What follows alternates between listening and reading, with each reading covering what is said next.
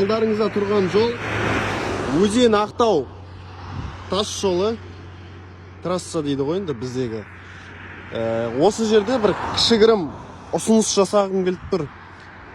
Жолаушылардың, көлік айдаушылардың және оның қасында жүрген сапардағы кісілердің қауіпсіздігі үшін бір кішігірім менің ойымша бір заң ұсыныс ретінде айтқым келеді. Енді өздеріңіздің ойыңызды да қалдырып кетсеңіз болады. Осы жол бойында барлық жерде емес, кейбір жерлерде мысалға ограждение жоқ. Мынандай жерлерді қарасаңыз, ешқандай жаңағындай тоқ өткізгіш болмаса кішігірім ограждение, ондай ештеңе жоқ. Жолдың жан-жағы мал ауыл, малшылардың ауылдары көп. Осы жерлерде әртүрлі ауылдар бар, арғы беттер бар. И жолдың бет жағында анандай жерлерде малдар көп болады міне.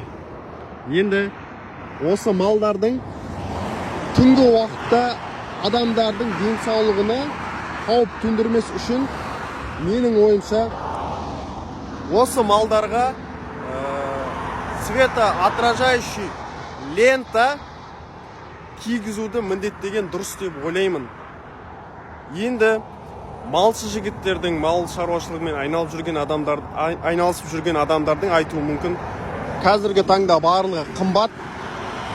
Осындай кезде тағы да үстіне ақша қосатын зат енгізген қиын болу мүмкін. Мен сол себептен ойлаймын, үкімет тарапынан кішігірім болса да көмек болса, осындай ұсынысты егер қабылдап жатса, малшыларға жаңағындай ленталарды льготтық бағада немесе өз бағасына немесе белгілі бір мөлшерде тегін есепте беретін болса өте жақсы болар еді.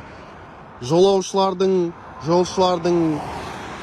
қауіпсіздігін түнгі уақытты көбейтуге үлкен үлес қосар еді деп ойлаймын. Ағайындар, құрметті ағайындар, егер қолдасаңыз өз ойларыңызды жазып жіберсеңіз, қолдамасаңыз да жазып жіберіңіз, ұсыныстарыңызды да жазып жіберіңіз, қандай дұрыс болар.